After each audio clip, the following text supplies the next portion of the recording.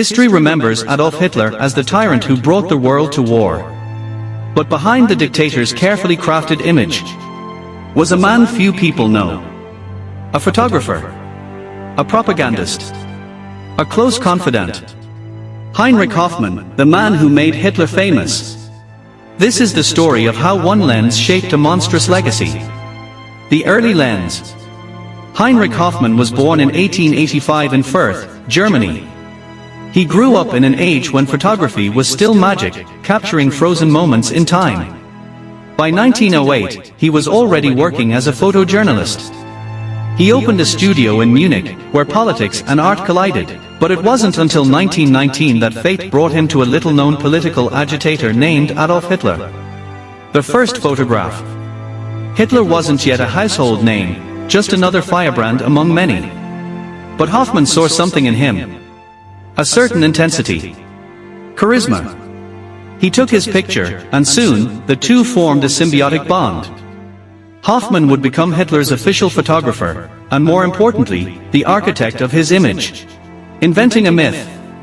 Hoffmann didn't just take pictures, he created icons. He photographed Hitler as a man of the people. Posing with children. Feeding deer. Speaking passionately. But behind every smile was intention. Hoffmann understood optics. He removed weakness, softened features, added strength. Through careful framing, Hitler became more than a politician, he became a myth. The rise of the Nazi brand.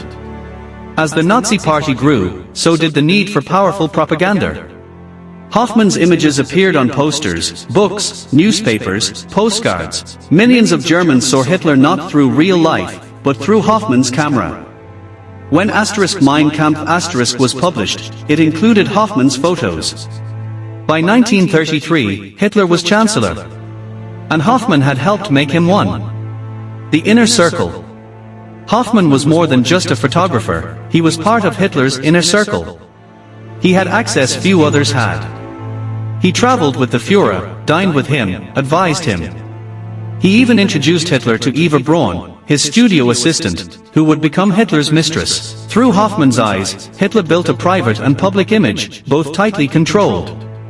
Propaganda machine. Under Joseph Goebbels, the Ministry of Propaganda flourished, but Hoffmann remained Hitler's preferred lens. His photos were everywhere. From schoolbooks to stamps. He published photo books glorifying the Nazi regime, such as *der Hitler no one knows star. The regime's image was as powerful as its weapons. And Hoffmann wielded his camera like a sword. War and wealth. As Hitler's power expanded, so did Hoffmann's. He grew rich, not just from photography, but from art sales. He controlled acquisitions for Hitler's massive personal collection. He looted art, traded masterpieces, and profited from war. But he remained loyal, photographing Hitler until the very end. The collapse. In 1945, as the Third Reich crumbled, so did Hoffmann's empire. He was captured by the Allies and interrogated. His photos, once tools of glory, became evidence of manipulation. At the Nuremberg trials, he was classified as a major offender. He served for years in prison. Legacy and controversy. Heinrich Hoffmann died in 1957, largely forgotten. But his work remains, haunting, instructive, powerful. He didn't build concentration camps. He didn't fire a gun. But through images, he shaped a monster. He showed us that in the wrong hands, a camera can be just as dangerous as a weapon.